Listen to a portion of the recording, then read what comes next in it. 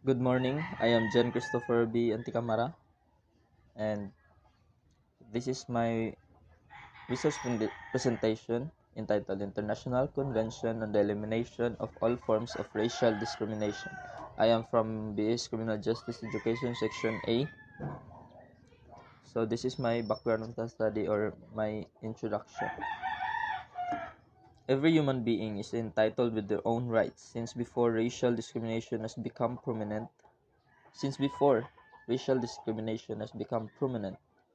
along with violence in which what discrimination evolves into. It generates hate, chaos, and color factions between races and individuals. This drove some people to formulate the human rights and its core treaties, thus made to establish safety and security unto everyone's existence without any boundary. So according to the fact sheet published by the Office of the United Nations High Commissioner for Human Rights or OSCHR, every state has an obligation to take measure to ensure that everyone in the country has access to the treaty's rights. The treaty body assists them in this by tracking implementation and making recommendation for further action. The same source said that when the Universal Declaration of Human Rights was adopted, there was widespread consensus that the rights it contains should be translated into legal form as treaties that would bind all states that agreed on their terms. This resulted in extensive discussions in the Commission on Human Rights, a political body consisting of members of different countries. Out of all 9 treaties, the researcher chose the above mentioned due to the increasing number of events concerning to racial discrimination nowadays. So, daga na jud kayo racial discrimination karon sumot na mga elaborate na ko mga black ug white kontra ang Muslim ug Christian, Muslim ug mga uban pa na mga religion. So violence such as verbal, physical, and even structural has been associated with it, thus making it more disturbing. Statement of the problem. In every incident wherein discrimination happens, there will always be two sides, the one who discriminates and the one being discriminated. Everyone is involved and will be affected to it. So, muna siya. Bisan po ga-discriminate ka or ikaw ang gi-discriminate, maapektuhan jud ka in a sense the psychological disturbance sa imong kaugalingon na maka-develop og unsa pa na mga paranoid, anxiety, mga inana. That is because only of discrimination. This study aims to spot and pinpoint the forms of racial discrimination, thereby making it emphasize what the readers need in determining whether or not to use one human rights written on the Universal Declaration of Human Rights to defend oneself. So ipinpoint ako kung asa nga right sa UDHR ang magamit if ever mabiktima ka sa racial discrimination o kung saan ni mga na. Objectives of this study. This study aims to research findings about the history of the establishment of the International Convention on the Elimination of All Forms of Racial Discrimination. Second, locate the root causes to racial discrimination, thus helping everyone gain a wider comprehensive understanding on the issue. Number 3, formulate effective solutions to address the issue properly. So these are my research questions. What are the root causes of discrimination? We will answer it later on in this presentation. What are the changes that the International Convention on the Elimination of All Forms of Racial Discrimination made? Number 3, how to address racial discrimination more effectively? Answers. For number 1, question, what are the root causes of racial discrimination? So daghan. Actually, there are 10 root causes of racial discrimination. These are self-interest. Kanang ganahan lang ka man-discriminate, scientific racism, Many racial views such as mixed-race children had more health issues and lived shorter lives were validated by science at the time. Maintaining the status quo. Maintaining a racist status quo is often justified as keeping the peace or keeping law and order. Discriminatory policies. Racist views are supported by policies that discriminate based on race and hold people in poverty. An example of this is housing laws.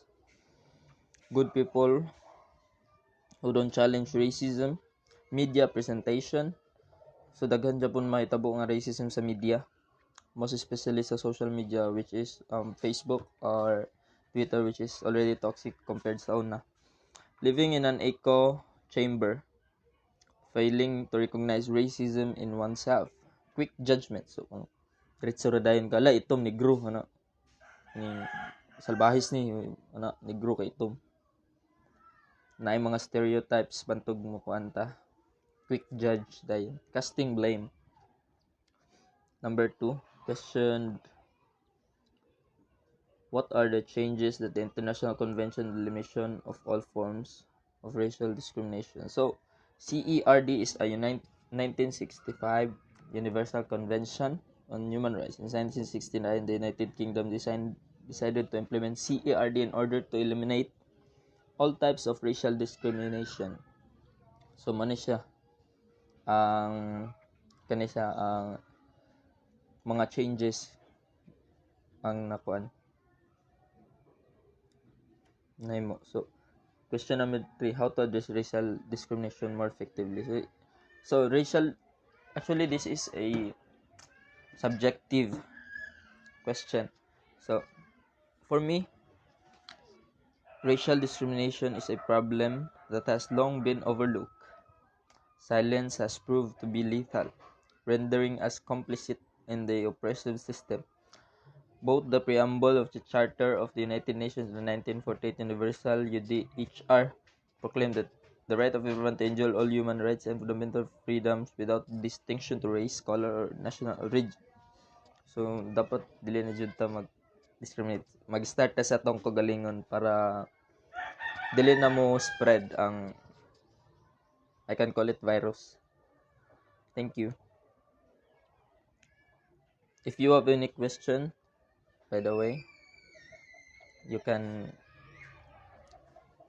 reach me on Facebook Messenger at Karyanatics or Gmail, jcanticamara3@gmail.com. Thank you.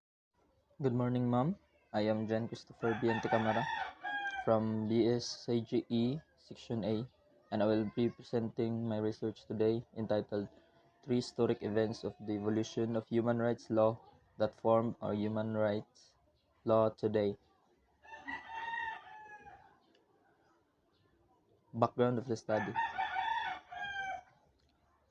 This is my introduction. Before the Universal Declaration on Human Rights Today was formed, people in ancient times already had certain rights only because they belong to a particular community or group such as family and circle of interaction.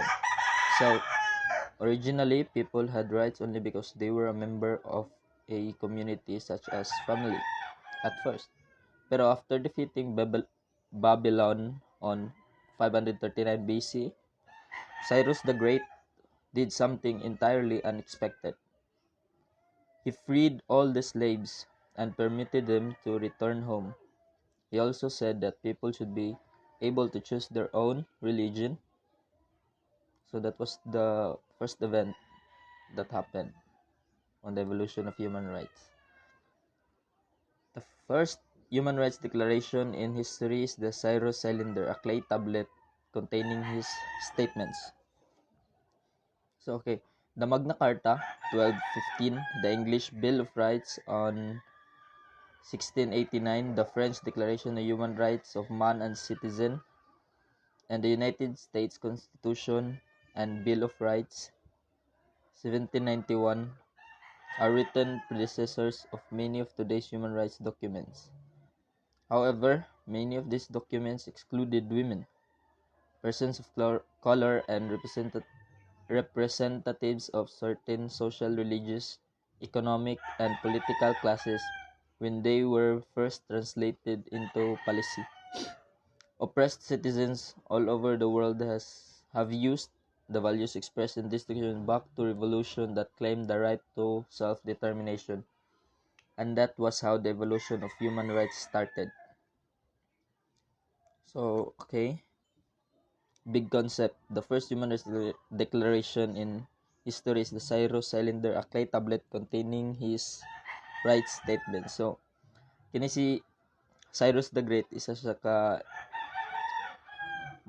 king, hari-hari ana na nag-conquer sa Babylon sa panahon na 539 BC before Christ. So, Cyrus the Great gipa kawalan nila tanan slaves o gipermitan sila nga mouli og maka pili sa kung unsay lang religion. So na big deal na kayo na kay ang mga slave sa una kay murag slave ra gyud sila, wala sila lain buhaton kun dili mosunod ra sa amo or sa kang mga higher parts sa economic classes.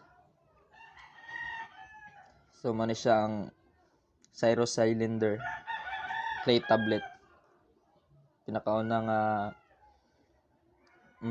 I think kani murag human rights into written form, mao ni siya. The importance of my research. So, the importance of my research. First, it contains information in regards to the emergence of the Universal Declaration on Human Rights. So, na siya information kung ano ang human rights karon nabuo or nag-evolve into karon na unsa atong gisunod na human rights law internationally. This study carries facts about the historical events that really happened, in which later on evolves on the human rights law that we have now today. Facts, nani siya facts ng mga tinuod na nahitabo sa una. Thus, with real information inside this research, it is important to the readers for it helps them to somehow become knowledgeable about the evolution of human rights. So, knowledge is power. Mana siya. Unsa na to pag gamit sa atong human rights karon kung wala ta kabalo giunsa ni siya paghimo dili ta maka-sense og importance sa atong human rights karon kung wala ta kabalo unsay gikaagian ani nga research nani nga human rights. So my recommendation, I still recommend to my readers to study more historical events that involves our human rights law, as it is essential to know where our rights are coming from. So, sa mga readers nako, I recommend it to all of you to read more historical events, not just scan it but understand it and study. Also, there are numerous events that leads into our human rights law today, which are worth reading for. So, dili ra 3 historic events ang nasa sulod sa research nga historical events nga nagpa-evolve sa atong human rights law today. Naapo day daghan og I recommend to read it. It's fascinating. I recommend it to all of you for it. It's fascinating. So that's all. Thanks. So if you have any questions, you can find me at Karyanatics sa akong Facebook or Messenger. I-type lang na at Karyanatics or sa akong Gmail, gcanticamara3@gmail.com. Thank you. Good morning, everyone. I am here again for the last time para mag-present sa akong research. So, this is my last research. So, the title is The History of the Rights of Child Declaration to Convention. From Declaration. I am Jhon Christopher B. Anticamara once again from BS Criminal Justice Education, Section A. Background of my study or my introduction. Before the Convention on the Human Rights of the Children, the process was hard and it was not easy to enhance the declaration into convention. Excuse me, I have sip on. First, it must follow examinations, surveys, and studies before making it into international law. So, in this study, the researcher will conduct a research where the history of the rights of child formed from declaration to conventions. There were no standards of care for children in early 20th century developed countries. So, early 20th century industrialized na, nagsugod na sila og padako sa ilahang economic value sa mga country. It was sa mga bata, it was normal for them to work in an unsanitary and dangerous conditions alongside adults. A growing awareness of the injustices of their situation, fueled by a deeper understanding of children's developmental needs, ignited a movement to better protect them. Over the last century, international standards on the rights of child has progressed significantly, but there are still gaps in achieving those values. Because sa mga suffering sa mga children back in early 20th century industrialized countries, luoy kayo ang mga bata nga imbis andag ko ang mo trabaho sa mga bata na lang gipugos nila bis hugaw nga dangerous sa health mo to na movement nga ni kontra na against ana kay luoy pud biya mga bata. So the United Nations General Assembly adopted the Convention on the Rights of Child in December 1989. The convention came into force on September 2, 1990 after the shifting of global order. World leaders came together to make a historic contribution to the world's children by adopting an international legal structure, the United Nations Convention on the Rights of Child. They made a pledge to every child to protect and fulfill their rights. So, ano na siya? Statement of the problem. Many abuses happen before certain law restrictions are enforced. There were countless victims of physical harm, mental abuse, and even sexual abuse sa mga bata. Thus, this research will elaborate the process or mainly the timeline on why, when, and how the Convention on the Rights of Child was formed from declaration. Objectives of this study. This study aims to conduct a research about the formation of the rights of the child from declaration to convention, elaborate the rights of the child, and lastly, create a timeline on the rights of child from declaration to convention. Research questions. Here are my research questions. What happened before the Convention on the Rights of Child was established? How was the Declaration on Human Rights became Convention on the Rights of the Child? Why was the Convention on the Rights of Child established? So, thank you. Mao ni siya, akong basahon na lang diri ang answer sa akong research question. In the industrialized countries of the 20th century, there were no degree on children protection according to the UNICEF Convention on the Rights of Child.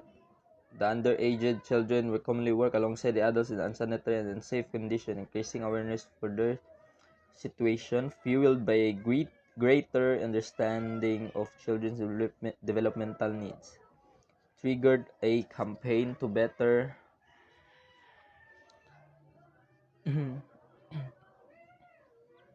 protect them. Over the last century, international standards on the rights of child has progressed significantly, but there are still gaps in achieving those values. So, this is the timeline of the history of the rights of child from declaration to convention. My source, this is according to the UNICEF Child's Rights Convention, History of Child Rights. So it started on 1924. The League of Nations adopted the Geneva Convention on the Rights of the Child, drafted by Eglantine Jebb, founder of the Save the Children Fund. According to the declaration, children have right to means for their development, special assistance in times of need, priority of relief, economic independence, and security from exploitation, and an upbringing that instills social consciousness and responsibilities. So, sa Geneva Convention on the Rights of Child, gidraft na ni Eglantine Jebb, the founder, na 1946, the UN General Assembly created the International Children Emergency Fund (UNICEF) with a focus on children all over the world. So dagan kayo nahitabo. Until 1989, the Convention on the Rights of Child is adopted by the United Nations General Assembly, widely acclaimed as a landmark achievement for human rights, recognizing the roles of children as social, economic, political, civil, and cultural actors. The convention ensures and establishes minimum requirements for the protection of children's rights in all capacities.